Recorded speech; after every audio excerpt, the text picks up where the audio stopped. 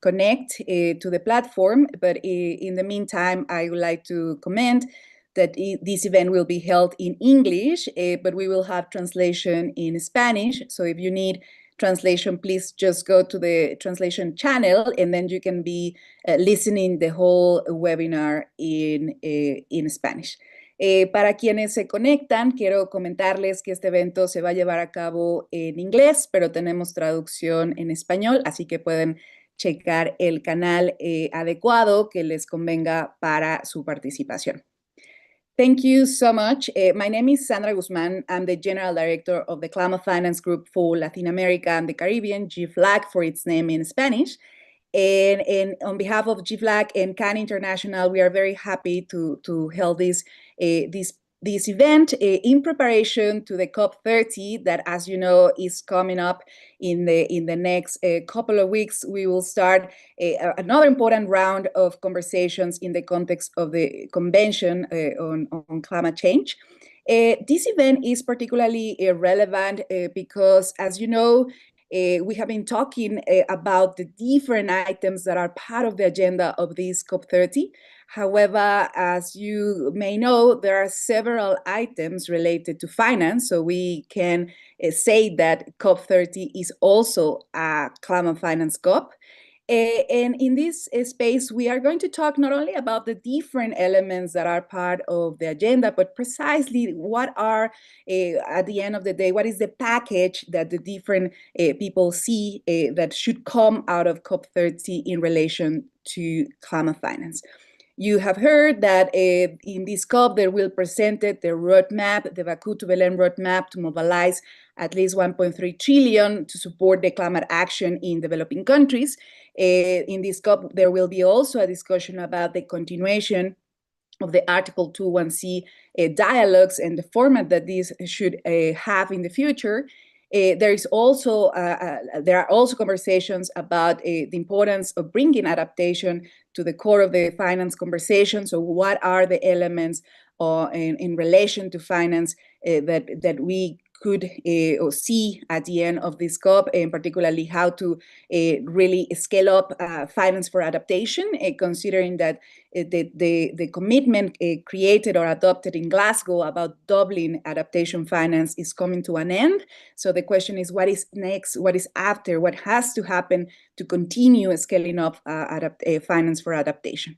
And of course, other conversations about the future Article 9.1 and how to ensure that developing countries have really commitments related to the provision of climate finance, and other matters that are related to finance, but also others that are related to other agendas. For instance, what is the future of the global stocktake and its connection with finance, as well as the Just Transition Program that is also highly relevant for the conversation at COP30.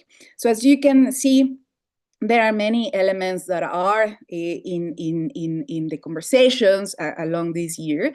And this event precisely has as a goal to really share perspectives, not only from civil society, but primarily also from negotiators that have been very close to the process for many years. What is the package on climate finance that each of these negotiating groups want to see at the end of COP30, and what needs to happen as well in terms of what are the critical political signals that we want to see during, but also after COP, because the most important part of the whole conversation is whatever comes out of this COP is how to continue, how to ensure the implementation in coming years, and of course, how to ensure that whatever is agreed is really implemented in an effective way. So to have this conversation, I'm very, very happy to invite colleagues, not only, as I said, from civil society representatives, but also from negotiating groups that have been working on this agenda for many years and that have been really leading the different agreements and the different outcomes that we have seen in the last years. So I would like to introduce the colleagues that will be participating in this session, and it's a pleasure to have them here. So first of all, I would like to welcome our colleague Gabriela Blatter from Switzerland that is joining to the conversation. I'm also very happy to invite and to welcome Mikhail Robertson, that is negotiator in AOSIS, the small island groups. And also, I'm very happy to welcome Elena Pereira, who is a climate finance negotiator in ILAC, the Latin American independent group. Also very happy to welcome Richard Sherman from South Africa, also working on negotiations on climate finance and other matters. And from civil society, we're going to have the participation of colleagues from CAN International. Rebecca Thyssen is with us, and we are also welcoming her. Very, very happy to have her here. I'm also very happy to welcome Berta Argueta from Eurodat, also working on climate finance matters for many years. Also, my pleasure to welcome Iskander Ersini Vernoat from IMAL Initiative, also working a lot on these matters in Africa. I'm very happy also to welcome Sir Raheha, sorry, Sir, I'm probably pronouncing terribly your surname, from CSE India, also having a lot of work on climate finance in different matters. And we're going to have at the end also the participation of Jacobo Charan from CAN International to provide some final remarks and probably just reflections about the discussions that we're going to have today. So just quickly, for the dynamic, we're going to have the presentation of the representatives from different negotiating groups. They will have 5 minutes to kind of reflect about these points in how, what are the perspectives that you have in terms of what are the critical items or elements that you would like to see as part of the outcome of the COP30 in relation to the climate finance agenda, and what are those political signals and technical work that needs to happen to ensure a good outcome at COP30, and of course how to navigate or how to take these inputs beyond COP30. Then we're going to have a little round questions. If you have questions for the representatives from the negotiating groups, and then we're going to have a sort of a reaction, also a reflection from colleagues from civil society, and then we're going to have a little of an interaction across participants, where we also welcome all of you to please send your comments, your questions, your reflections in the chat, because we always like to have like a very dynamic conversation, including those that are joining in the Zoom, as well as those that are joining in platforms such as YouTube that are also watching these webinars. So let's start, and once again, thank you so much to all participants, to all panelists, as well as all those that are joining in Zoom and YouTube.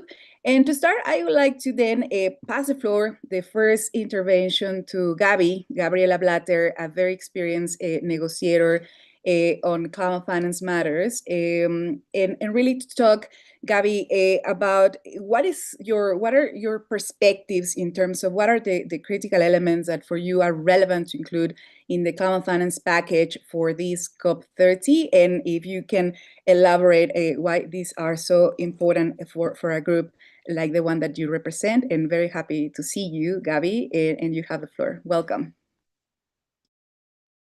Good morning, afternoon, and evening, depending on where you are. Thank you, Sandra, for the invitation, and looking forward to some fruitful discussions.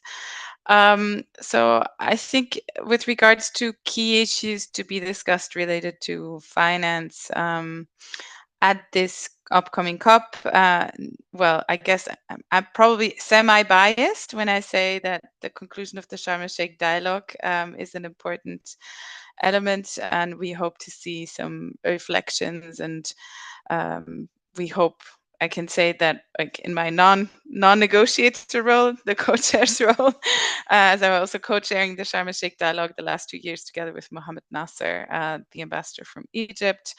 I think both of us, well, we're currently waiting just for the Achari clearance, by the way. The report should be uploaded in today, tomorrow, we don't know. We're waiting for editors.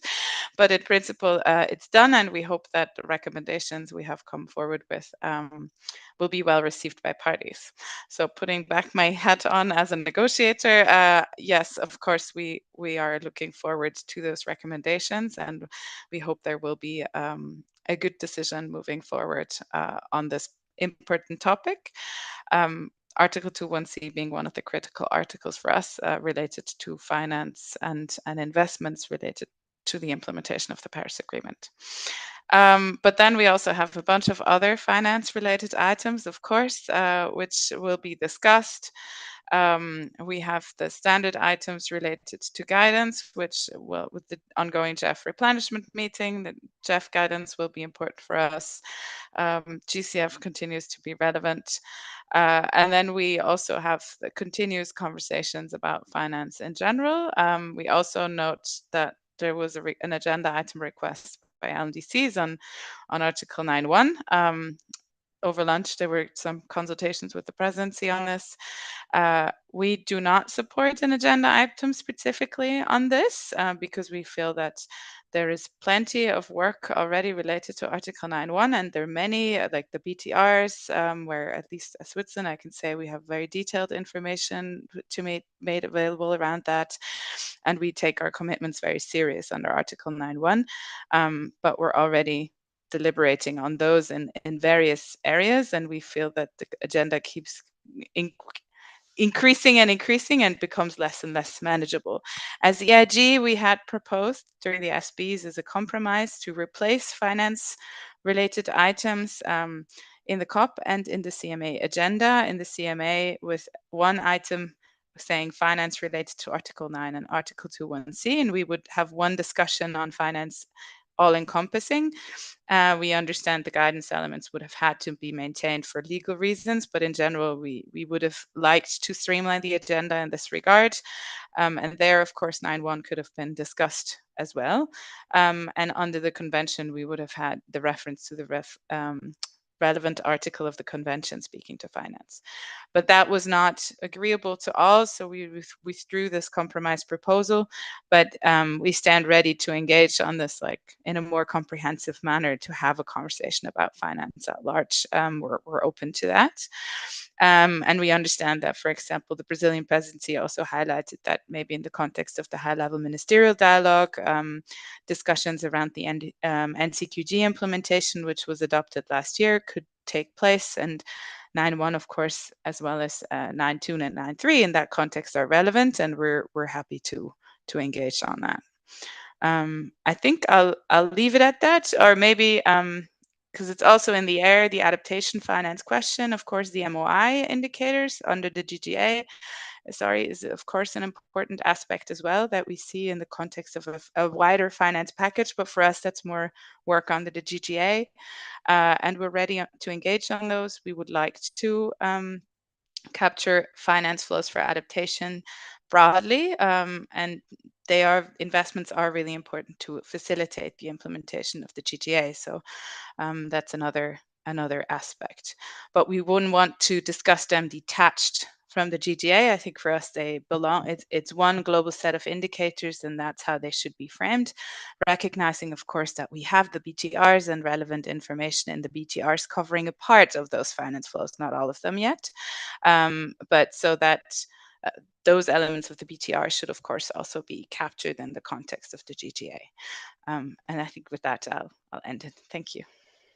Thank you so much, Gabby. And also thanks for not only sharing like updates from the 2.1c. We will be very happy to see the report uploaded today and to see what can be next, and also for highlighting all these other elements that are very relevant for the agenda replenishment of the financial mechanism as well as others. So thank you so much. And just to continue inviting people to share their questions, after this round, we will come back to probably put some more specific questions on regards of the specific outcomes that should come out of this COP. And then I would like to invite Mikay Robertson, also very experienced negotiator on climate finance. And Mikay, we would love to hear your thoughts about those critical elements that you see for this COP30 in relation to climate finance. What OLC is really more interested on, and of course the critical elements that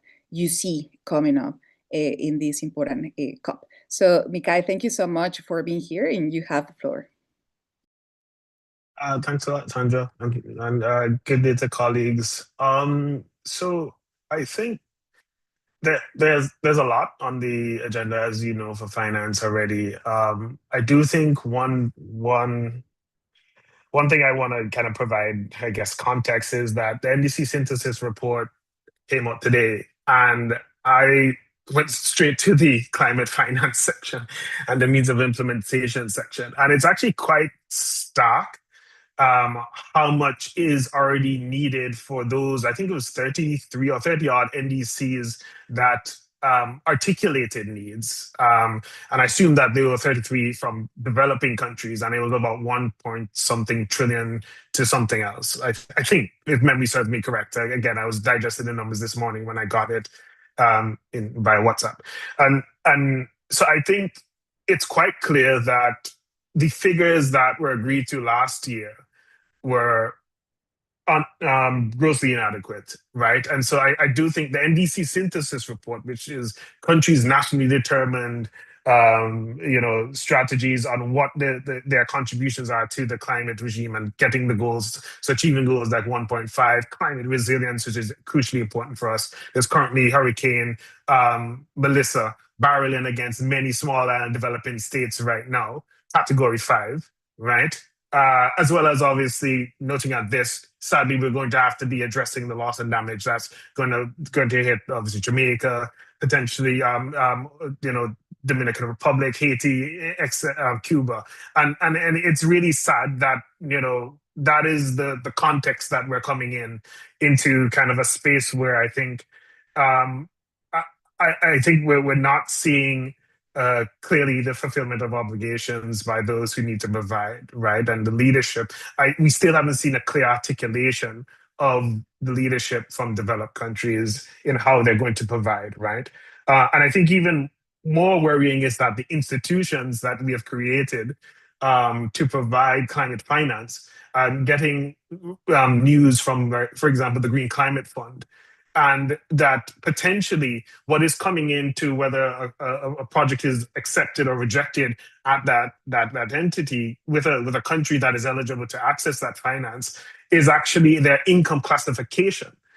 It is really shocking to see that, especially because I'm obviously representing interest of countries that have constantly said income classification of GDP per capita is grossly inappropriate to say whether or not you're eligible to get funding for receiving climate finance. And it's a slippery slope from those type of discussions at the GCF from then basically, over a third of my constituency for not being able to get access to climate finance. So it's that oxymoron that we face as smaller developing states, but also other developing countries, right? That are faced by this issue of income classification. So that is the context, at least, before we even start about the negotiations that we have to face and bring in and invoke into the process. Now, on the process, we made a clear commitment, or those who are to provide for us and show leadership, is to triple the outflows from the multilateral climate funds. And we need to see the operationalization of that in the various different funds. And I know Gabby referred to the Global Environmental Facility and the GCF, which is very important, especially given GEF 9 and GEF 9 coming up, and obviously a lot of key decisions being made in January in that meeting of the replenishment. But I do also think that the Green Climate Fund is very important, but we forgot to mention the Fund for Responding to Loss and Damage. It also is an operating entity of the financial mechanism, and there was at least an agreement to begin the launching of that process for the replenishment of that fund. But noting that the way in which we kind of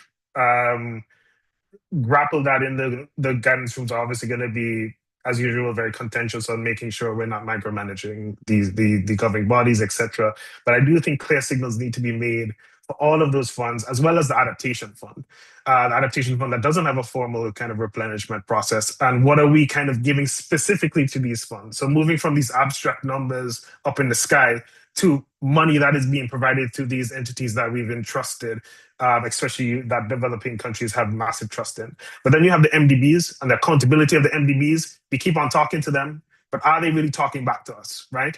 We've given them specific calls in the NCQG there's no discussion on the accountability of that. I didn't see it in the circle of whoever ministers or whatever the case may be, and their report on how are we keeping those specific calls accountable to the multilateral development banks and increasing concessional finance and grant finance to developing countries, noting that that isn't necessarily their business model per se, right? And so how do we rectify that is very important.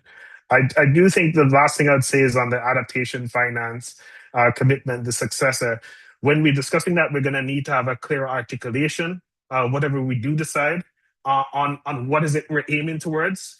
You saw the doubling report that was made by developed countries. It was absolutely kind of like ambiguous on whose baseline are we using, whose baseline we're not using. We need to have clarity in how we structure it. Once we go down that route, we also know how we're tracking it.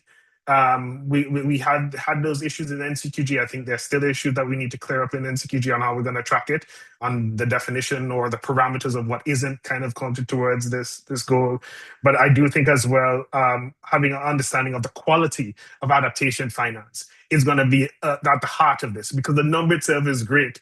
But if we're not moving away from I don't even remember what's the current percentage that goes towards loans as opposed to grants. But I think we need to have that focus of, changing that and moving that dial a bit.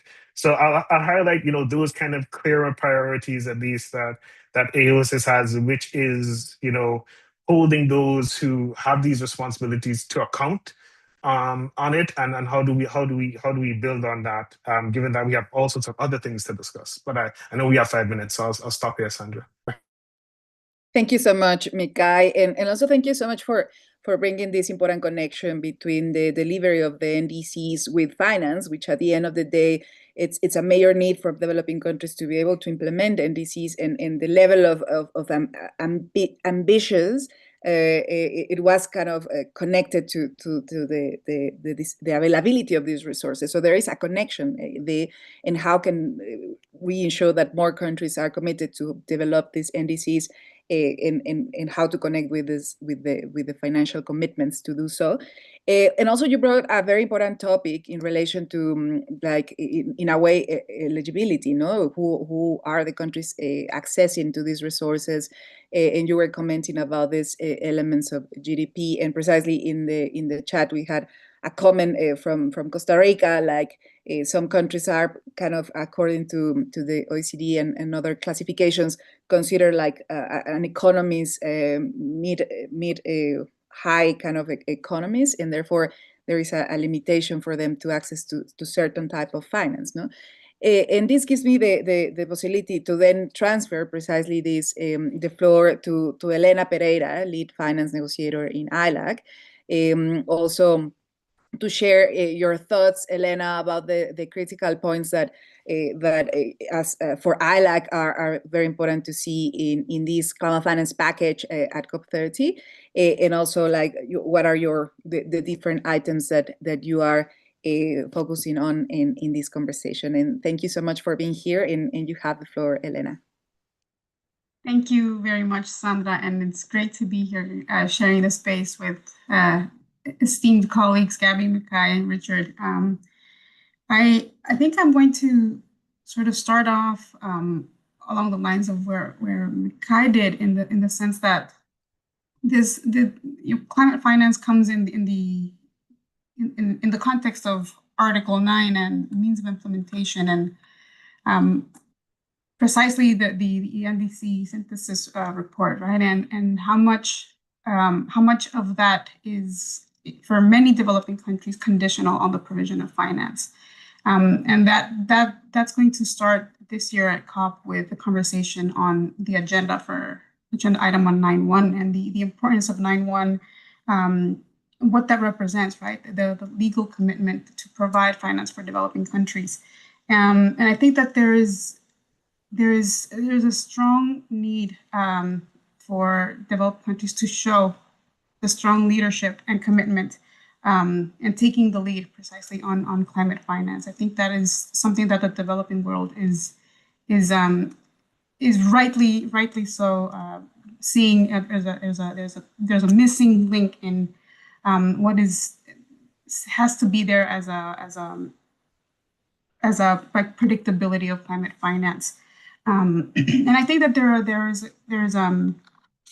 there's space, obviously, in the context of the NCQG that could be used in that space, and where 9.5 can land that. I think obviously an element that was left from a mandate from the NCQG is the Back to the Land roadmap, and we're looking forward to what is going to come out of that by the presidencies, and how we can use that as a tool to effectively unlock the 1.3 trillion for developing countries, and to really mobilize that those climate flows that are for now not flowing significantly to our countries. Obviously, I agree with Gabby in the Sharm el-Sheikh dialogue is concluding this year. It's a very important part of the process, and we're looking forward to reading those recommendations and how that process moves forward in the climate finance within our regime, right?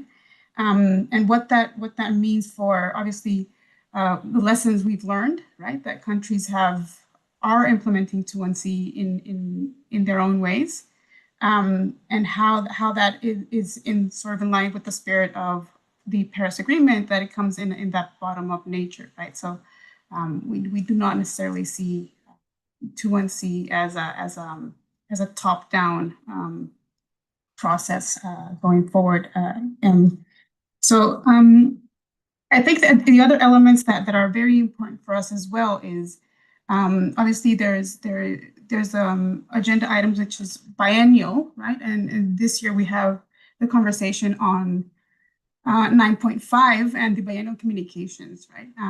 So that is very important, because these are the tools that we need to see, right, for that predictability of provision of finance, and that's another important piece of the climate finance architecture, right? And that is in the context of this year, where we have to update the types of information that developed countries provide in the biennial communications. I think it's timely for us to reflect on how we can include some elements that are coming from the NCQG mandate, and from elements of additionality, predictability, more on the access and the qualitative aspects that were included in the NCQG. I think we have to include that and reflect that in the updated types of information as well.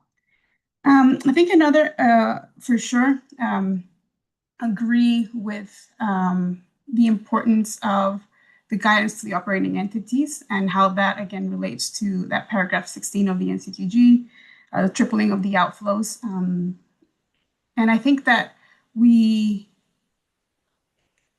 tend to obviously just focus on tripling of the outflows, but that paragraph, the first part of that paragraph comes from a context that says we have to significantly increase the public resources that should be provided to the operating entities, and to adaptation fund, to the SSCF, the LDCF, and all the funds. And that does, I agree with Mikhail, that does include the FRLD. So these are elements that we have to start to follow up on, the actual implementation of the NCQG, which begins next year, right? This year is the last year of the 100 billion, and 2026 is the first year of the NCQG. And I think that part of that also comes with, speaking of the funds, the adaptation fund, where we have to finalize that smooth transition of the adaptation fund to exclusively serve the Paris Agreement. That is a huge priority, because the adaptation fund is that fund that does deliver for developing countries for adaptation, and we want to ensure that it's fit as soon as possible for that to continue to do that smoothly. I think the other elements, just to touch on briefly, obviously the GST, the UAE dialogue. We hope to see that concluded. The modalities of the UAE dialogue. Obviously, it's the implementation of the GST outcomes with a focus on finance, right? And we'll hope to see that sort of take off this year, or at this COP. So I think I'll leave it at that for now. And then for sure, the GGA, I think the important thing for us is that there is a strong message on as well, that the package, it also includes GGA, an indicator for finance, provision of finance, and yeah. So I'll leave it at that for now, and we'll continue the conversation throughout the rest of the hour. Thank you so much, Elena, and also thank you for highlighting, as Mikael was commenting on the importance not only on the quantity but also the quality. And you mentioned also these elements in terms of accessibility and really transforming the way that the countries are accessing in other qualitative elements. And also for highlighting these elements related to the adaptation fund, that probably is not one of those clear elements, but it's quite important for the COP30 as well. So thank you so much for these points. And well, I then would like to give the floor to Richard from South Africa, also with a lot of experience in the climate finance matters. And Richard, it would be great to hear your thoughts in terms of the elements that you see on climate finance for this COP30. How do you imagine a substantial package on these matters? And thank you so much for being here, and you have the floor.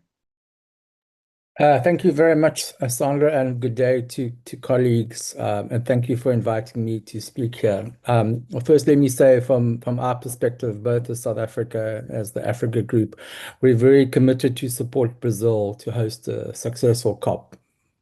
But that itself is challenging, right? Not supporting Brazil, but having a successful COP. I don't feel as if I woke up this morning with a feeling that the conditions are anywhere near what is necessary to make a COP successful. And I think, as Makai noted, the decision of parties, while we respect their sovereign rights in the GCF, is a huge setback.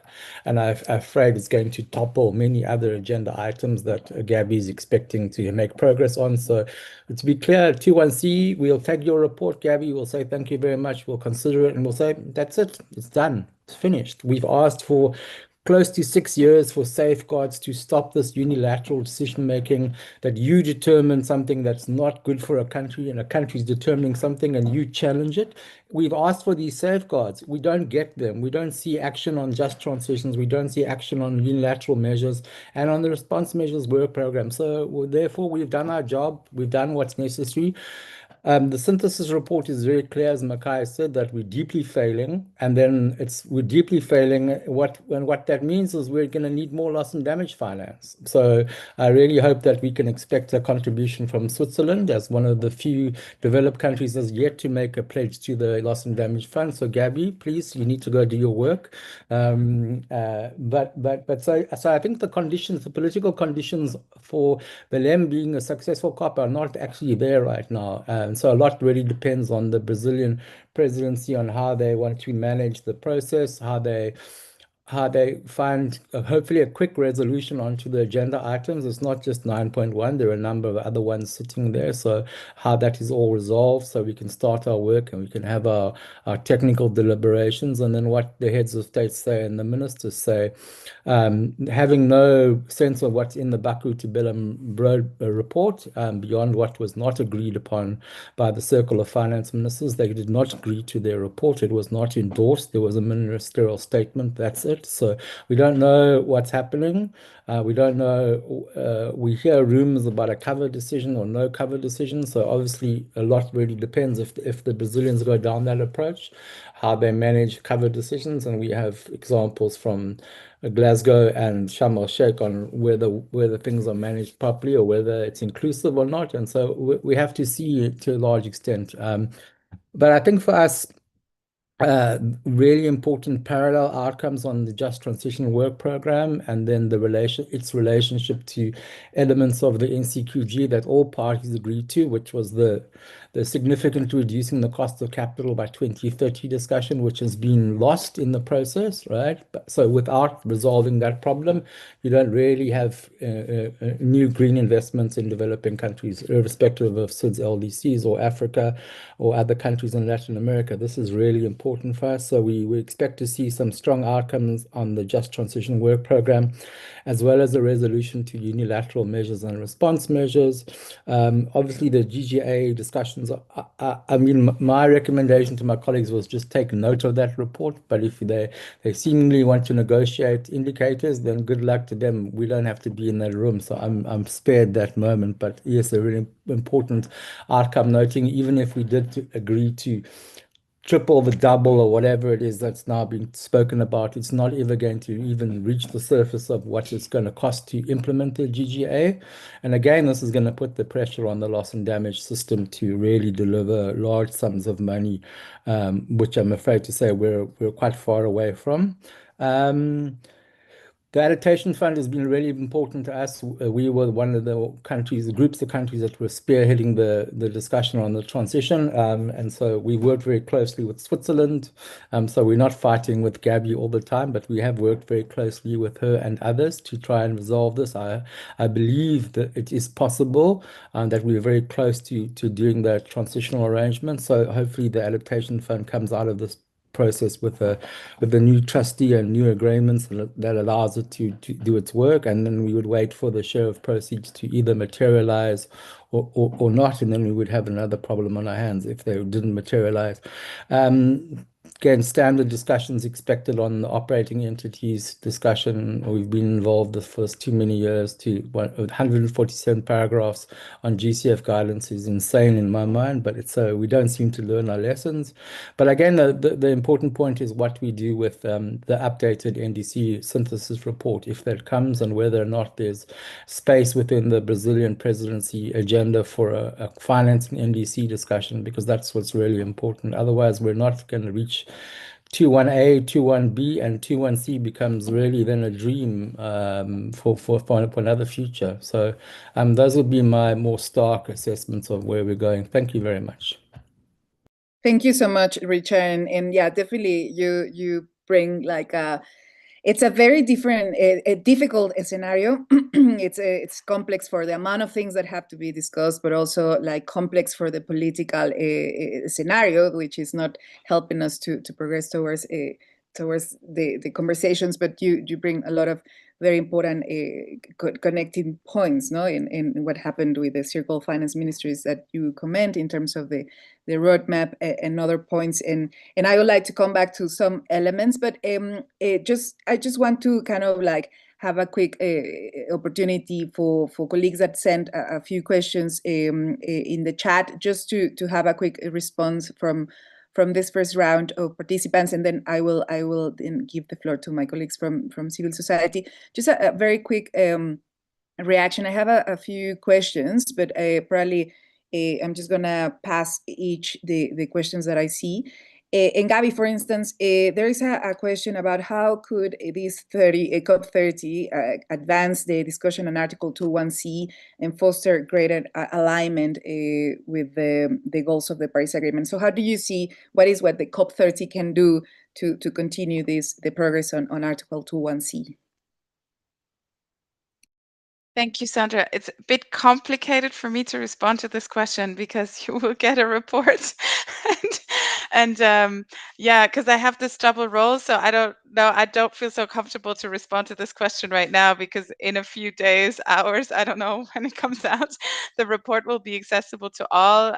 You'll see suggestions by Ambassador Mohammed Nasser and myself with multiple elements of what the CMA can do to bring this work forward. But of course, in the end, it's parties' decision what they want to do on this on this topic, how they want to bring it forward. Some people were making references to safeguards and things like that. There are elements of that also in the decision. There are links to Article 2, to 1C. So there's like Article 2 as a whole, which is really important for many people, and think elements speaking to that. But as I said, I don't want to preempt, and I think it's best if you all just read the report, and especially also the recommendation section in the end when it comes out. Thanks. Thank you so much, Gabby. Well, probably the point is to say that at this COP, there should be a decision on the continuation or the follow-up process on 2.1c, and that's why it's important. And thank you for also sharing that there will be a number of recommendations in terms of what can be done, and ultimately the COP has to decide. But it's good to have those options in the table. So thank you so much. And Mikhail, there is a question for you, and you were talking a lot about these equality elements. Of course, accessibility has been something that different countries have been pushing, as well as predictability. And probably the question is about where do you see let's say, in terms of the COP30, where do you see, which tracks or items do you see like areas to keep pushing for these qualitative elements in the context of COP30? Yeah, so I do think nods in the guidance rooms are very important, obviously, for those entities that we have under our kind of like jurisdiction and control. The issue is the other channels. It's always the other channels, and how do we communicate to them, and and following up on it. And I know that's something that developing countries pushed a lot for, is to have more of a feedback loop of those entities, especially the bilateral agencies and the MDBs, the multilateral development banks, to be reporting back in a manner that takes into account the fairness and the equity and the concessionality, and making sure that there is a balanced kind of like distribution of resources across all the developing countries, right? And noting particularities in that context. And so I do think that there's always ways, and when we sometimes, I think, beat down on multilateral climate funds a lot, but I think the MDBs that supposedly give the most in climate finance always are kind of, they're off to govern themselves their own, right? Because it's based on their governing bodies that decide on it and their operational models, and that's the excuse we always caveat and give whenever we do any sort of calls to that. And I do think kind of a better feed, that maybe a more formalized way of kind of communicating with these entities as much as we can. We always say, oh, the parties that are shareholders in the MDBs are also, that are part of this process are also shareholders in MDBs. But we clearly see that disconnect between those that have the most shares in the MDBs and the specific ministries that are in charge of the policy making in those MDBs. They do not prioritize climate action. And we have seen the kind of the movement away from climate action. If you ever go to these MDB meetings, away from that, this livable planet concept, to now this focus on jobs, right? And that's because of broader geopolitics, right? And so I do think how we have a more tangible connection with the massive providers of climate finance, even though there's issues with how they track climate finance, not only from the standpoint of, before the approval, but after the approval as well, right? And whether they're actually funding climate impact on the ground. And so I do think we need to button up all of those holes. We've kind of given a mandate to the Standing Committee on Finance to do that tracking, even though at least the constituency that I represent have less kind of faith in that, and had a position that the Secretariat should just go about kind of, looking back at the report on tracking progress and the parameters around that, given that the SCF has similar politics there. But I do think that having the ability to kind of have a space for NCQG follow-up is very important, noting that I think many have articulated that that's different from the 9.1 discussion. And so I think that was a kind of opportunity that we've kind of missed, and we're only going to do it on 2028. So hopefully we can kind of remedy that in some way, where the parties are actually feeding into the SCF tracking process. And then the last thing is adaptation finance, and kind of how we go about. Where do we have a negotiation space to land that? I'm not too sure, because where that was done before was the covering decision, right, of the Glasgow decision last time. And so we need to now think about it. Is this a space to be kind of discussed in night 5? I don't know. Whatever the case may be, we need to kind of think about where do we have a discussion and making sure that it's fit for purpose. But I hope that answers the question, Sandra. Thank you so much, Mika. Yeah, and definitely, as you said, like there are different items, different things that can be done in the different processes, and you highlight also very important, like what can happen within the UNCCC, but also what messages for those institutions that supposed to be part of this, but it's still with several limitations, such as the MDBs, no, like how to transform their policies to really align deeply to the climate action, and that's a huge discussion and debate to continue. So I see plenty of questions, but I'm just going to pass one very quickly to Elena, in particular because she's also a member of the standing committee, and I think it's very interesting. Is there any additional work that the standing committee could undertake to review the implementation of the NCQG? And I guess this refers probably not only to the NCQG, but also to the roadmap, considering the different elements. Elena, I will pass this to you before passing to the next round of participants. If you want to comment on this in relationship to the Standing Committee on Finance. Yeah, thank you, Sandra. So perhaps so yeah, the SCF has that mandate from the NCQG decision to effectively produce a report tracking all elements of the NCQG decision. And I think it's going to be a huge task for the committee. Obviously, the committee has experience in producing other reports, the biennial assessment and overview of climate finance flows, and there's valuable lessons that have been learned from that report. Same in tracking the delivery of 100 billion. So there are elements that the SCF has done before that will obviously translate into how we start to consider how to keep track the NCQG delivery. The committee did start having some of those conversations informally this year, in the sense that obviously the NCQG decision is supremely detailed. Elements such as quality, access, and all of these that are not necessarily tracked in these other reports. So the committee did start to have some of those conversations as to what are those data gaps that will be needed for the NCQG report once it's the committee starts to work on it formally.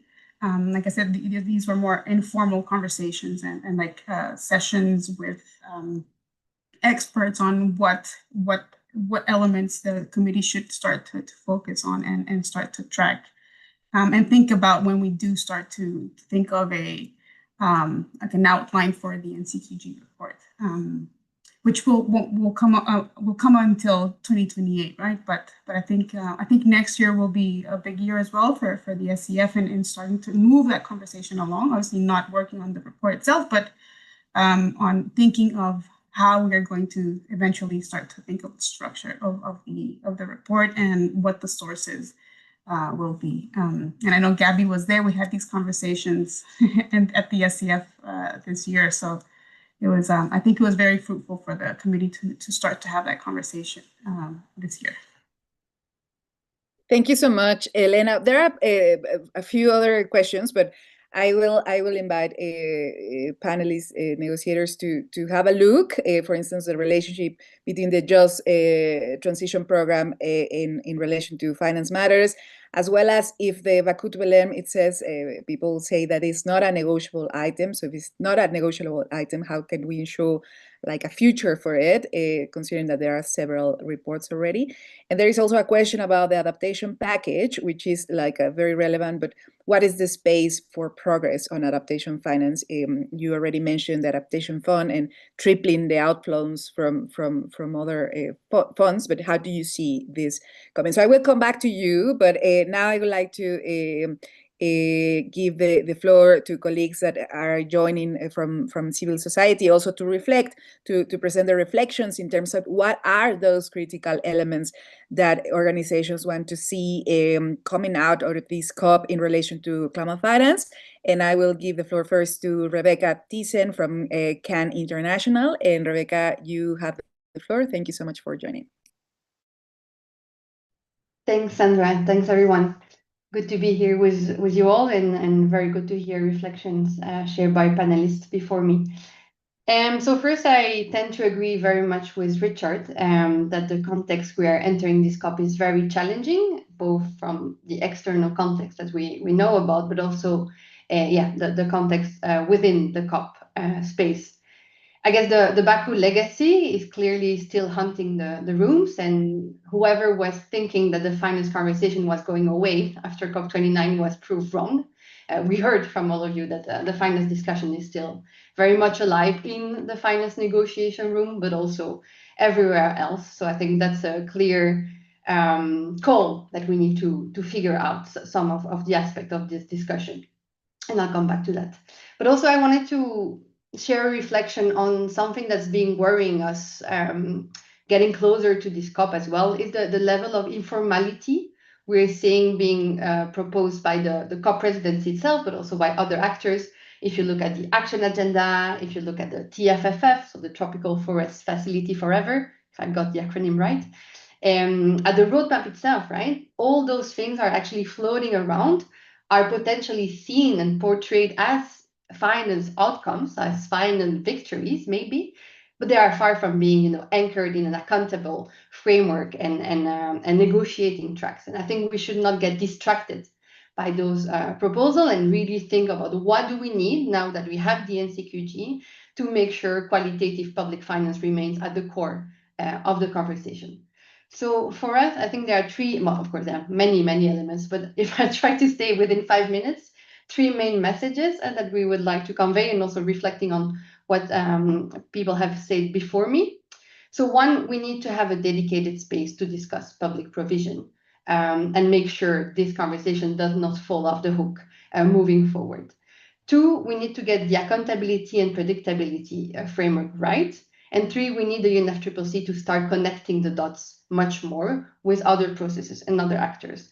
So when it comes to the question of public provision, many speakers talked about the question of having an agenda item on 9.1 and the call of the G77 or at the SB 62 to have such a dedicated space. Of course, as CAN, we supported that claim, that call.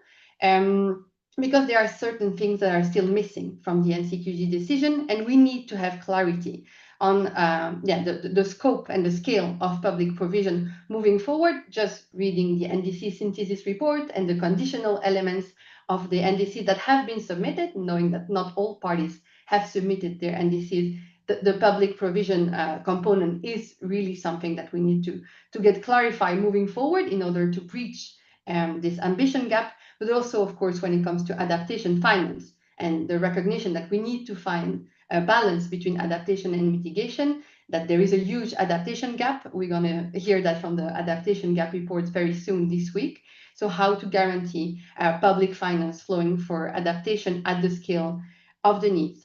I also want to pick up on the question of paragraph 16. We've been thinking, that it would be it's kind of one of the first indicator of success almost of the NCQG, right? How can we guarantee that developed countries actually come with a plan to implement this paragraph, knowing that it's a tripling of UNFCCC funds outflows by 2030? So it's almost tomorrow, right? So how do you use the resource mobilization of the adaptation fund this year, the GEF replenishment next year, the GCF replenishment the year after in 2027, and so on and so forth? How do you plan for this tripling to actually happen? And of course, including the fund to respond to loss and damage. making sure enough resources go to that. And so the question around the guidance to the operating entity would be crucial to get the right signals to make sure this specific paragraph is implemented. Then regarding the framework of to guarantee accountability and make sure those who have to provide do actually provide, and we can track and monitor this finance. It's key. So I think Elena really explained very clearly what we can expect from the SCF reports, because we have the progress review in 2028. We have also a report coming up on access in 2028 as well. We also have GST2 coming in the next year. So how do we align all those different inputs to make sure we have a robust accountability framework to track finances, specifically, of course, qualitative public finance? I think some things would also need to be clarified. What do we mean by concessionality? What is the grant equivalent methodology that we want to use moving forward? How do we track mobilization ratios, etc., etc.? So I agree that the NCQG decision is giving new things to think about, new concepts, etc. But so we need to make sure that those are tracked and not left hanging and open to parties' interpretation, to make sure we have accountability at the center of the climate finance landscape. Lastly, connecting the dots. I mean, many people have been touching on that. So the question of how do we tackle structural barriers or so-called disenablers in the jargon now. So what is the role of 2.1c if ever 2.1c continues? How do we manage that the UNFCCC actually use its convening power, send signals to the outside world, so to the MDBs, as Mihai was saying, to the G20, to the IMF, etc., but also guarantee safeguards, right? Align with equity, CBDR, poverty eradication, sustainable development. And I think in that context, another very important track, as Richard said, is the Just Transition Work Program. And the question of how can we potentially establish a mechanism that we've been calling the Belém Action Mechanism, so the BAM, to discuss in a much more concrete way what are the implications of those structural barriers, whether it's the high cost of capital, tax, debt, on the implementation of just transition policies and measures. And I think there is really a conversation that's lacking currently in the UNFCCC. You know, we are just talking about global goals, tracking measure, etc., but we really lack some time of the connection with what are the implications of those discussions on the ground. And I think there is a space for that in the Just Transition Work Program. I'll stop here. Thanks. Thank you so much, Rebecca. And also thanks because as we have been saying for many years, finance is a cross-cutting element that we see always in every single room, a negotiating room, and there is a connectivity. It is important to keep connecting the dots, but also thanks for emphasizing this element of transparency, because at the end of the day, it's a process that requires the participation of all parties to feel that they are part of it. Maybe not everyone will feel comfortable with certain decisions, but at the end of the day, transparency is a huge part of this process to continue building that trust. So thank you so much for that. And I will give the floor to Berta Argueta from Eurodat to tell us more about the vision and what are those critical elements for this COP30 finance package. Berta, welcome. And thanks, Sandra, and thanks for the invitation. Hi, everyone. I mean, it's hard to come back after what we already heard, because I think most of the things that are important have already been covered in one way or another. So maybe I'll just focus on highlighting two things on the package, because there's so many elements. I don't think it's worth repeating all of these things. But I do think two of the important things that kind of connect to what we've been discussing, which is the importance of public finance and the importance of tackling the more structural issues and connecting the dots, as Rebecca would say. I think those are two important pieces that COP30 could really address. But I will focus. So first of all, on the connecting the dots and more structural issues. I think that comes precisely to what has been discussed about what is going to be the role of Article 2.1c. And we're looking forward to the report, Gabby, to see what the options that are being proposed are. But I think COP30 is definitely the moment where the future of this work will be discussed, maybe not decided, but at least the decisions, the first discussions about what's happening to this in the future are gonna be had here. And I think it is an important moment to really start laying down the foundations of a decision making that can take us to something more concrete in terms of three things, I would say. So first, about actually shifting financial flows away from the harmful activities like fossil fuels, and increasing instead the finance at scale into climate resilient and low carbon development. And here it's important, we've been talking about safeguards, that this is done in a just, in an equitable manner and in a way that respects human rights and complies with human rights. So it's not, a shift for the sake of a shift. It has to be done in a way that ensures equitable and accountable implementation.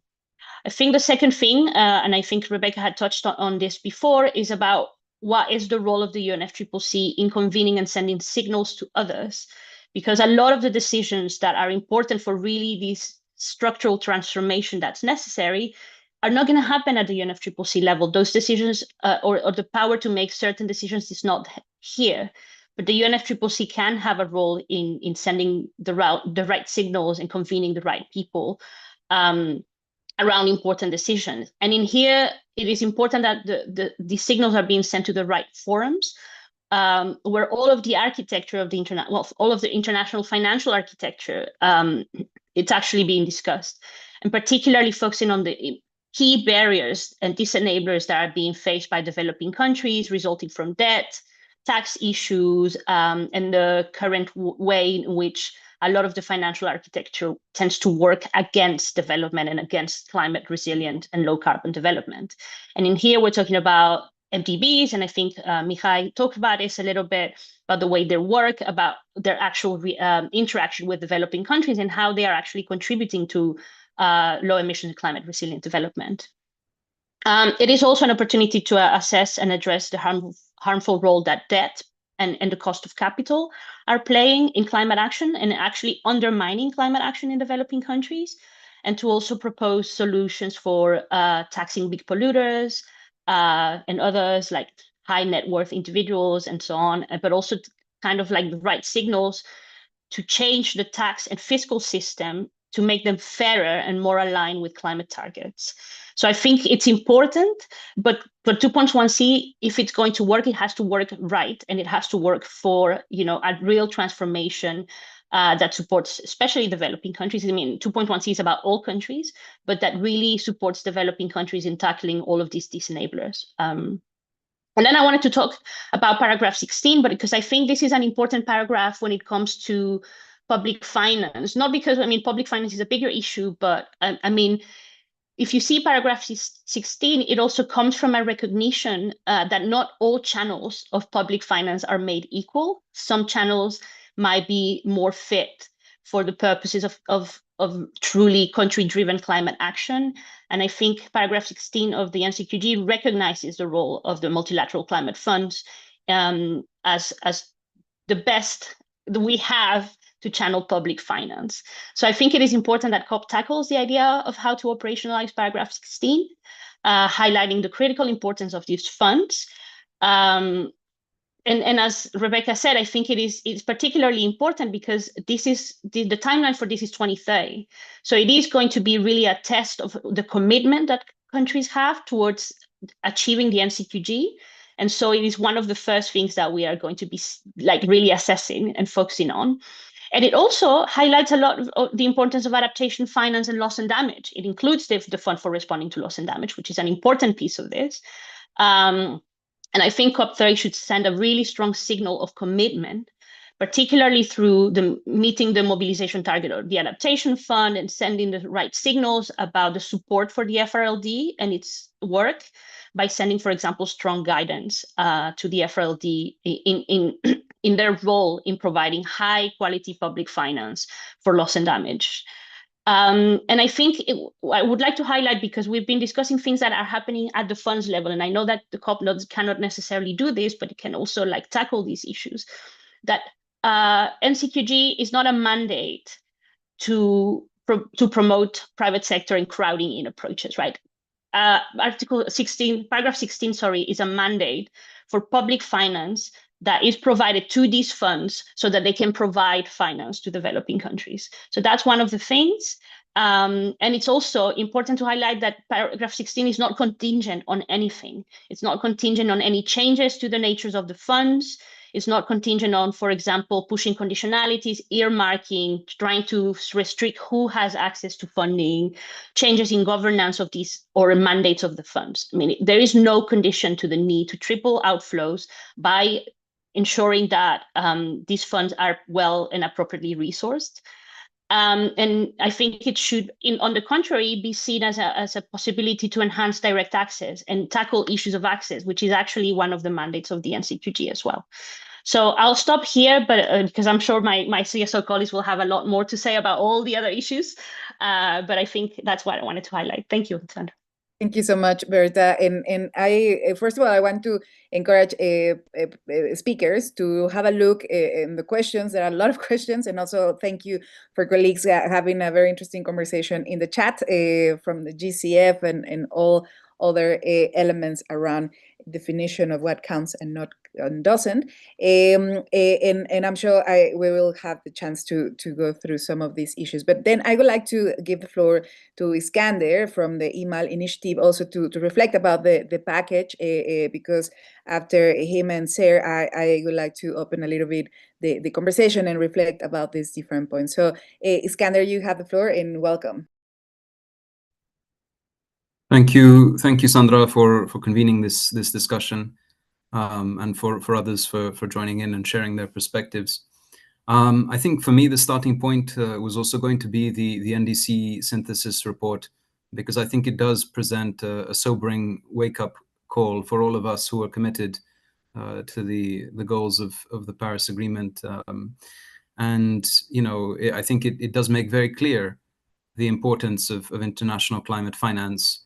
And the different potential outcomes that we can envision, with or without climate finance. It spells out very clearly that there is an appreciable difference in terms of the gigatons that are going to be emitted with or without climate finance, based on the conditionalities that countries have identified in their NDCs. So I think this is crucial, obviously, and it needs to, I think, contextualize the seriousness with which we should be approaching the issues of climate finance. And I think in this issue also, obviously that's from the mitigation standpoint. And I don't need to tell you that in Africa here, and including here in Morocco and in other parts of the world, in terms of adaptation and loss and damage, we're already seeing communities that are facing existential threats on the front lines of climate change, which are not seeing any international climate finance to bring any manner of international equity in these conversations. So this is the unfortunate reality today, which I think gives us urgency for these discussions. And it's based on this urgency, and in this context that I think it's no longer satisfactory for us to say that we're going to continue some of these conversations, including around provision under Article 9.1, as part of a wider conversation or a larger conversation, because I think we have the bitter experience of the past few years of where we had a larger conversation around mobilization, and at every turn we had the effort, I'm afraid to say, by developed countries to dodge a proper conversation on provision of climate finance. And of course, that's why we don't have a dedicated core provision figure that was set out in the decision in Baku, regrettably. And of course, that's why countries are continuing to press on provision moving forward, because it is one of the great unanswered questions. And I think this is a very constructive opportunity for us to ensure the quality of climate finance moving forward and its adequacy, not just under the NCQG and the 1.3 trillion, but more widely as well. And I think here we need to talk about balance, of course, because we're in a context where some very great ambitions have been made under the Paris Agreement and in subsequent years, around 1.5 degrees, around the global goal on adaptation, around some of the orientations of the global stocktake. But unfortunately, we haven't had adequate assurance about the provision of finance commensurate to these ambitions. And so unfortunately, we're on track to not to meet these ambitions that we've set as a global community. And that's obviously a very serious matter, and will have consequences for loss of life. If I give you just a very proximate example in the context of the global goal on adaptation, the target to have early warning systems for all countries by 2027, that's something which we're not on track to meet, and that's partly as a result of a lack of climate finance. And unfortunately, lives are going to be lost here in Africa and elsewhere as a result of these shortcomings. And so I think we need to correct and think about correcting an imbalance in the regime. And I think hopefully COP30 can be a moment where we don't dodge this conversation on 9.1. And that's an appeal both to our partners in Europe and elsewhere, as well as obviously to the Brazilian presidency, to be mindful of the importance of this issue, not just for the short-term outcomes at COP30, but for the wider long-term integrity of the regime. We have negotiators that are saying, if we don't have a dedicated space to talk about 9.1, what's the point of even participating in the COP? Why are we talking about climate finance? So, this is the context which I think we have to sober up to. And unfortunately, these conversations around tripling obviously are not needs-based conversations, and they cannot be, to the detriment and to the exclusion of having a proper conversation about the needs that are required to meet all of these outcomes that we've agreed to as a world.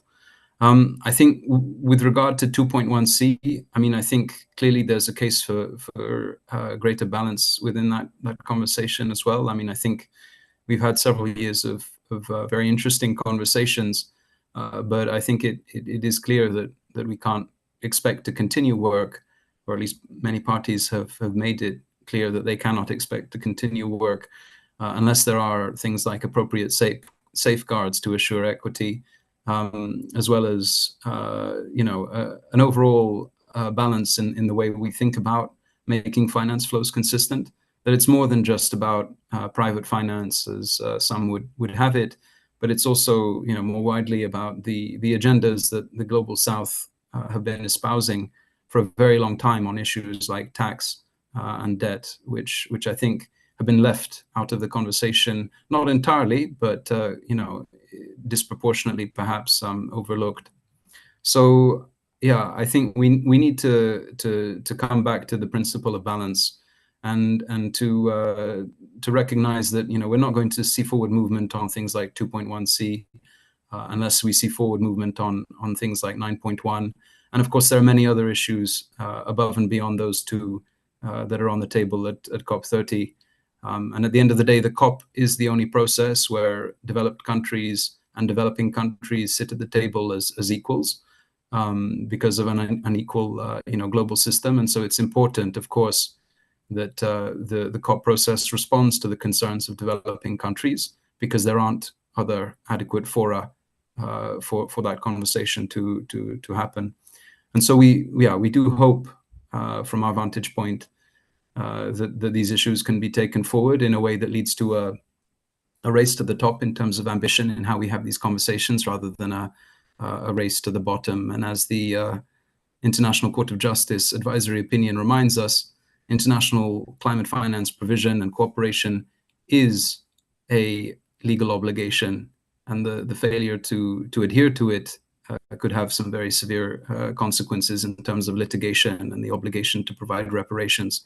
So I think we need to hopefully come with a renewed spirit of commitment to what multilateralism should look like under the future of the Paris regime, despite obviously the difficult global context that we are in, because that's what the situation demands of us. Thank you. Thank you so much, and sorry to interrupt you, but yeah, I would like to give the floor to Sarah, and then have the opportunity to listen also a response to some of the questions that clearly, as Iskander was mentioning, all the items at the end of the day are interconnected, and one will depend on the other, and the progress requires a lot of the willingness from different parties to progress the full package, and not only one piece over the other, but rather how to collaborate to go towards the full package. Sarah, please, you have the floor, and thank you so much for joining. Thank you for having me. I'll keep it short. I can see that we're trying to rush into time and discussions are more important. I think I'll just offer 3 inputs and 1 question, or like a reflection actually to some of the initial points that the negotiators that have joined us today raised. But first of all, I think as what should be or what would constitute an ambitious climate finance package, I think a little bit of scrutiny of this entire Baku to Belém roadmap as a process is necessary. No one really went into it in too much detail, so I'm happy to have that opportunity to do so.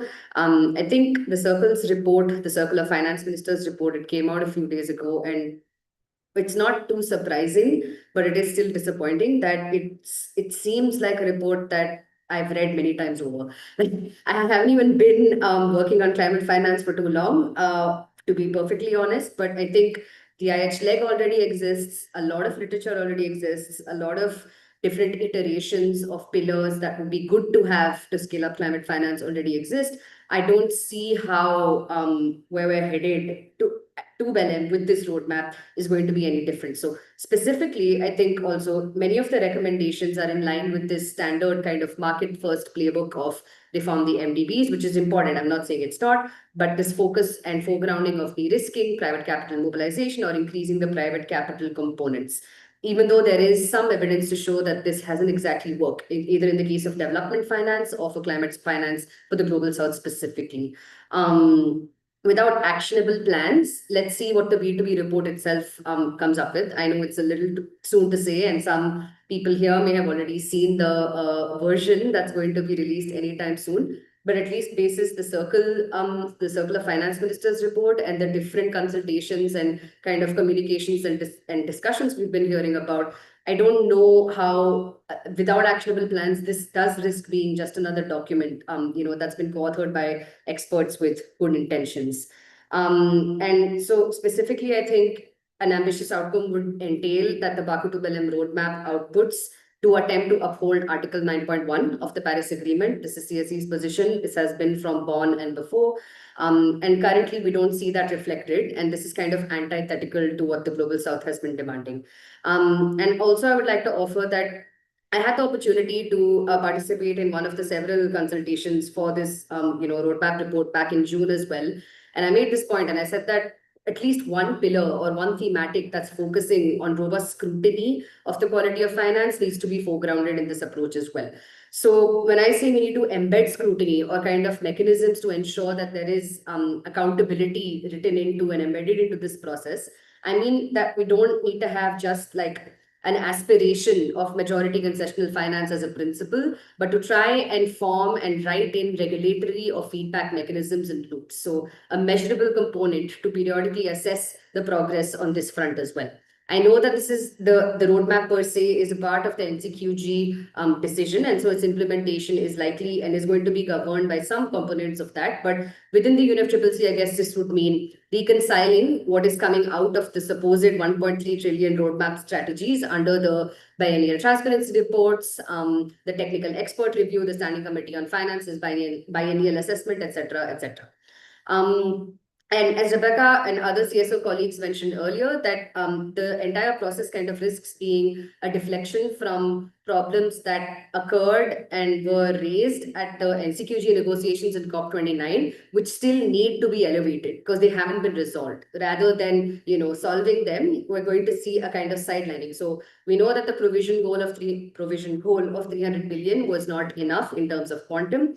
The timelines of by 2035. Both for 300 and for 1.3, they limit accountability and ambition by design and focus on, it seems more like a focus on a theoretical kind of summary of what are the best approaches to scale finance that has already existed. That's my timer because I promised you I'd stick to time. So very briefly, I have 1 more minute. Very briefly on 2.1c, that's my second input. I think Bertha kind of covered, procedurally and in terms of content, what civil society would like to see prioritized. One thing I'd like to say is that in terms of the discussions going forward, yeah, it shouldn't be too top down, but also I would urge negotiators and others who are providing inputs to this process. Hopefully, it's a good one going forward, and there is more opportunity to engage. That Article 2.1c can't deliver until we redefine what profitability means. Because we're not just talking about shifting where finance flows, but we're trying to shift how success in investments is measured. And until that metric changes and that level of transformational thinking is brought into the climate discourse, the UNFCCC discourse, and linked to people who are actually driving these changes, maybe the role of regulation, which is mentioned in the Circle report a little bit, but I think it's profitability and price, prices that are going to bring that change. So this kind of voluntary coalitions, the NZBA that has already currently disbanded. We're going to see more of that if we don't reckon with some of these stickier but important questions. That's what I would like to bring to the table on that. And also to acknowledge, just to acknowledge the broader geopolitical context within which we're entering COP30. Money for the global south in general is going down. Commitment and being able to say you want to commit to climate finance is going down. So if we're entering with this kind of a context, to be able to see an actually ambitious, concrete outcome at Belém becomes that much more important. Would like to echo what Sherman said about the opportunity to have a conversation on the NDC and finance linkages, because without that, asking for more ambition is like what some colleagues of mine have called the NDC ambition death loop, where you don't have enough ambition, you ask for more, you don't get more ambition, but then you ask for more without actually giving the means of implementation that can enable that.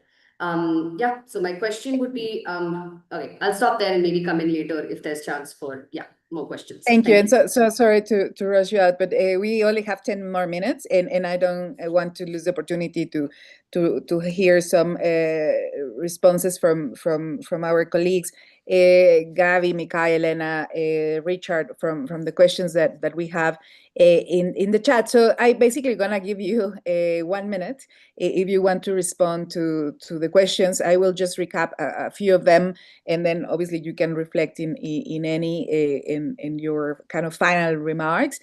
So we have this question about the roadmap.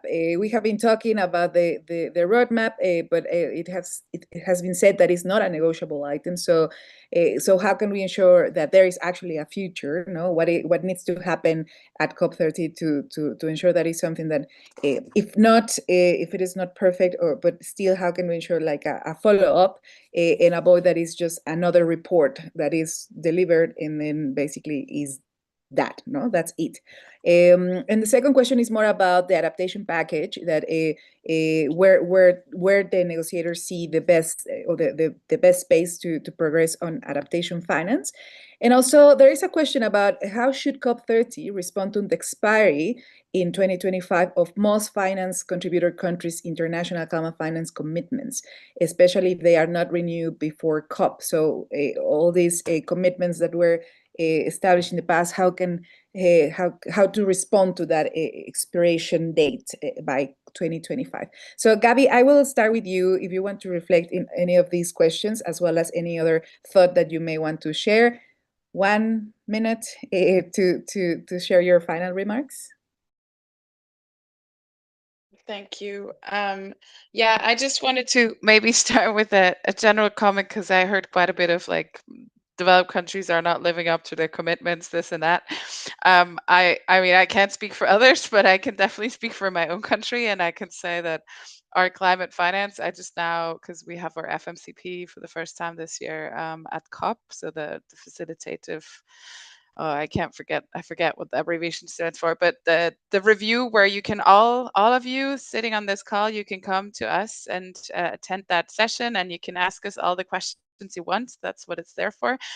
About our national reports, it's about the reporting period which is covered, and we show very detailed climate finance data in that presentation, and you will see that our numbers have been massively increasing since 2013. And like we've had, at least my own country has had a significant scale up. We set our own climate finance target at 450 to 600 $600 million per year based on our capacity to pay and our polluter pays principle, so our emissions share compared to other contributors, and based on that assessed our fair share to the 100 billion. And we've been meeting that target since 2017, and we've overachieved it since 2020. So I think we're on a very good track, at least my own country is. And yes, we have not yet set a new target. There are domestic political discussions ongoing on this. I can't say anything else to that. But I think in principle, many of us are doing everything we can. And I also have to say that it's politically quite challenging for us coming to these fora being blamed for everything and everything all the time. And then we have to go back to our taxpayers and explain why we should continue to do this while we're being blamed. So I think it's also important to keep that in mind, especially if those of you are saying like 9.1 is not being implemented and is not being lived up to and commitments are not being met, because we have always submitted our PTRs, we've submitted all our communications, and we've been fully compliant with the Paris Agreement ever since we've ratified it. So I think that's also important to note. Thanks. Thank you so much, Gabby, and thanks also for sharing this. Definitely important to consider in the different groups. By the way, we invited other groups and as well to balance the conversation, and they couldn't attend. So, but definitely it's important what you bring to the table. So thank you so much. Mikay, I will give you the floor if you want to reflect in the questions or provide some final remarks. And thanks a lot.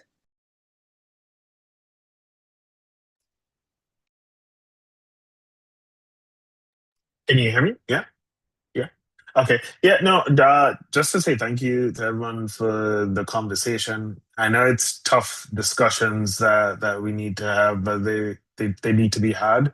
And I think just in the spirit that we understand that different countries do provide, right? But I think always what my group has always highlighted is that we've always had these lofty goals on ambition and lofty goals on action. And, you know, the level of kind of the commensurate nature of these two things have always been a disconnect, right? Mitigation obviously was one aspect, and then adaptation, and then responding to loss and damage is also key to us. But I think it is hard, and it's tough, right? This COP is coming in a tough geopolitical time, where people are veering away from the regime, and so I do think, while we understand and appreciate, the efforts of those who may push nationally, I think equally so, you have to reflect on when we're looking at our populations, right? And them saying, why aren't we able, why are things getting hotter?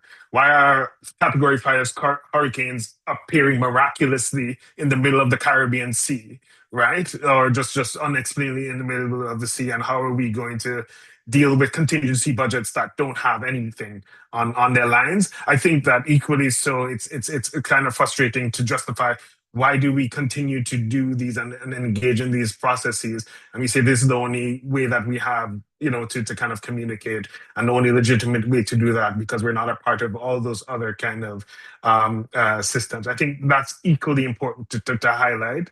And we have massively tough decisions and tough conversations to have with our populations. And so I think while we do appreciate what others are doing, equally so, it is probably a harder job to explain to those who are facing these massive consequences on why exactly we contribute nothing to this problem, but we still have to fork out and reduce our developmental gains as well. And so I think in the spirit of multilateralism and coming together and solving these things, we need leadership. Leadership is having a vacuum right now in climate action. Many of the leaders who you supposedly have worked with in the past are not only saying we're not going to contribute, but we're actually against it, and we're going to push things in the actually the opposite direction. And we're not seeing the leadership because many are afraid of those who are pushing against it.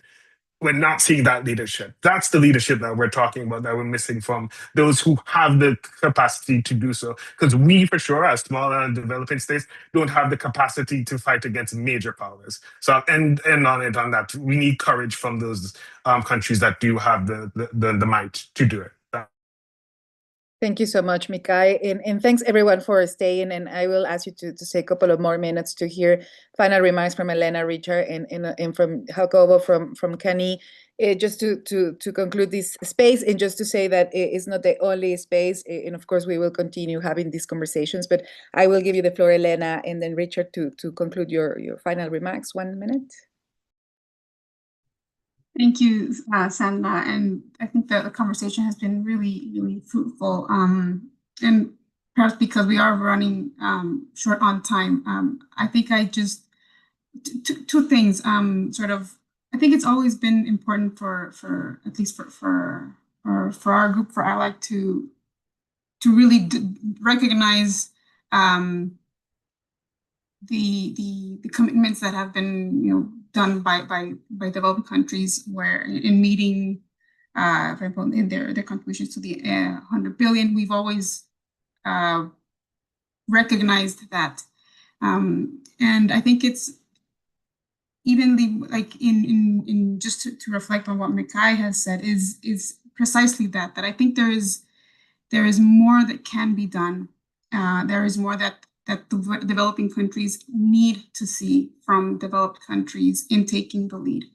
There is a huge gap in implementation, and the burden is falling on us as developing countries. That is the ultimate, that's the bottom line, right? And we're having to pay for our climate action, and we're just, it's not working. It's not working. And that's where, the NCTG discussions on N2NC discussions on debt and how that is affecting our countries to effectively implement our NDCs is it's just not working. So we it's just that definitely the leadership that we feel is having to be a stronger commitment and a stronger show of that, without stopping and acknowledging the progress that has been made and the commitments that have been made, which we do recognize. So just wanted to leave it at that, and we're looking forward to seeing colleagues in a few weeks at COP, and hoping for a strong outcome out of Berlin. Thank you so much, Elena. Richard? Thank Yep. you. Thank you, Sandra. Thank you, colleagues. That's been a very useful debate. A week out for some of us, right? We have to be there early. Lots to think about. Hopefully, my sense is the solution still lies with Brazil. I think if you leave it up to parties, we're going to be here for the next 100 days deciding what paragraph to agree upon. So a lot really does depend on how the presidency decides to either convene work around a cover decision or not, and then they can certainly put things in there that would be very helpful to answer some of the questions that we all have, like, are you actually going to make us look and discuss this report, to Baku to Bilam report, that we haven't engaged in, or do you want to suggest that here are the 10 actions we can decide on, right, that will help make progress or take further the discussion? So I think without giving a blanket endorsement on a cover decision, it may in fact be the only hope that we have to have a good outcome in Berlin. So I think many of the ideas that colleagues have raised can be taken up. I just want to point out to what Mikhail had said. We have colleagues that we work with very closely in Jamaica that are being hammered this last couple of days, and possibly the next couple of days ahead. I think the impact of the US, the total dissolution of the climate system in the US, is impacting all the countries in the region, because many of them actually relied on US scientific information to help them with their early warning system. So I think we often tend to focus on the negative component of the US withdrawal about their money and the mitigation, but it's also now we're seeing the evidence base, the lack of scientific information on early warning impacting colleagues that don't have the capacity to manage it themselves. So I think we are definitely in this all together. We're not blaming you, Gabby, at all.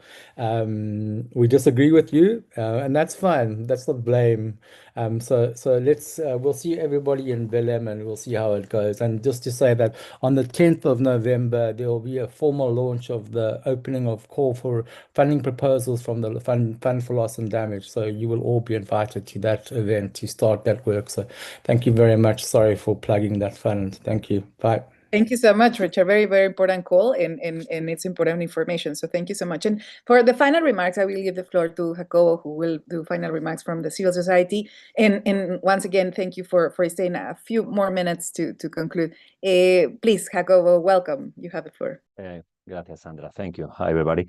Very quickly, because as you say, Sandra, we are over time.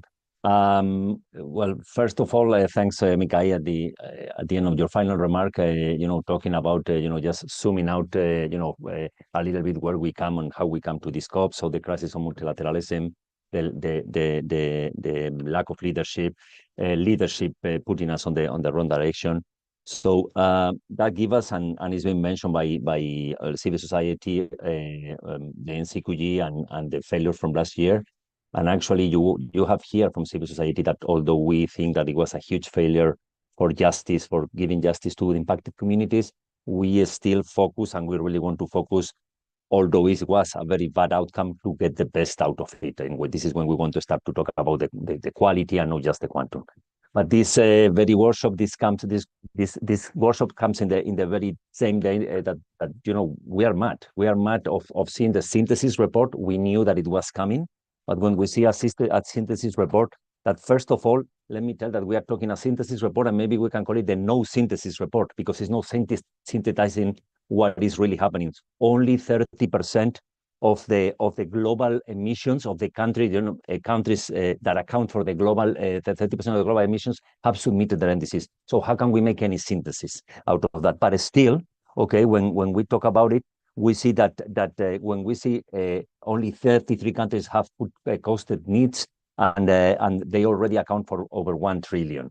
Okay, only for just some of them, and plenty of them are missing, or 2/3 of the countries submitting NDCs, but I say a small part of countries condition the reduction of their emissions to having funding for means of implementation. Okay, so with this situation that is not giving us a good picture at all, we go to COP. I think you did a very good work, by the way, of the organizers of bringing a good sample of the negotiators to see how negotiators are going to be around climate and the diversity of the discussion. But at the same time, what we are hearing, and we have a clear picture that the funding and the negotiation on finance is going to go beyond the finance spaces, and is actually going to go to the 3 priorities of this COP, which is just transition, adaptation, and then GST and accountability. So just to remark what my colleagues have been saying, definitely we need to find the space. I mean, the fight for 9.1 and for creating the space to have these larger conversations to be discussing the corporation is crucial. So we think that the claim from developing countries, from G77, is absolutely right. We think that, and I mentioned it from my colleagues, as Berta was saying, we think that it's important that we start to find and UNFCCC starts to find their way of sending signals to all the international financial architecture, because climate finance is not just within the UN or under the UNFCCC. So as I say, we want to clearly see this dedicated space for public provision. We think that is crucial to bring justice to the accountability, and that means talking about predictability, and being sure that all the funds are accounted. And finally, it comes the Brazilians they've been talking or calling this call the call of implementation. Well, there is 2 great spaces. One of them we clearly say under Rebecca, my colleague, mentioned it, which is under Just Transition Work Program. There is an option that we are saying, come with a facility that we are naming the BAM, the Belém Action Mechanisms, that will help us to we said to discuss the barriers that are stopping the flows to just transition. And then, of course, there is the global goal for adaptation, where we think parties must establish a predictable public grant-based adaptation finance commitment. Okay, that as we last year we estimated it needs to be over over 300 billion. Okay, so all of this in a nutshell, of course, are the good demands that my colleagues from civil society are making. We know that it's not going to be an easy COP, but it's okay, to be honest, if it is not an easy COP, because the situation is not easy at all. Thank you so much, Jacobo. And I just want to thank very much to all our colleagues, Mikael, Elena, Richard, Gabi, for joining. As Jacobo just said, it's going to be a tough conversation. The agenda is packed and it's very complicated when there are so many elements in the table, but finance is for sure a cross-cutting issue. We trust that the climate finance negotiators are very kind of willing to engage. And probably what we could say, it's of course listen each other. I think every single point that you put in the table, it has a way. Let's say it has an explanation, and every single country lives in very different conditions. But it's important to listen each other, because what Mikai and Gabi brought at the end it's at the end of the day, is listening each other to find the options and the ways forward, because the obviously the failure of the COP, in generally speaking, is a failure of all the system, of all the world, of the humanity, and in benefit of do you know who. So I think multilateralism is in play, and we all really trust and want to support. So this is just a space where we as civil society want to say we want to support. We also want to be part of the conversation in terms of options. We have been thinking a lot about this, and we are very keen to continue this engagement, because as we said, this event is pre-COP, but of course we will look for different moments to exchange and to engage with all of you negotiators, but also with people that are not able to attend the COP. This COP has been very complicated for civil society to participate. So this space is also to bring this conversation out there and for people to be involved and informed, because at the end of the day, any decision at COP is super relevant for the rest of citizens and humans, and really this is a critical moment. It's not easy, it's terribly in terms of the political condition, but ultimately we are also in a moment where we need to find the ways to continue this conversation. So also thank you so much, Rebecca, Berta, Iskander, Esther, of course, Jacobo, for also bringing all the work that as civil society we have been doing. And the aim is that together, negotiators, civil society, and the different people really come together to find the right solution to tackle those needs and concerns from different groups, particularly those that need it the most and that are not necessarily the guilty ones, but have been impacted terribly. And this is kind of a human kind of call also to bring all these principles together. So thank you so much. We will be convening other conversations also during and after the COP to keep informing you about the progress. Let's see, there are so many things in the table, so thank you so much, and it would be amazing to continue the engage and the exchange to find the balanced solutions that the world needs. Once again, thank you for all of you that stay in the Zoom, as well as all the people that follow in YouTube and other platforms. Thank you so much. Have a wonderful day, and see you in Belén very, very soon. Have a nice day. Thank you so much, everyone. Thank you. Thank you, Sandra. Thank you so much. Bye. Thank you very Gracias. much. Bye-bye. Thanks a lot.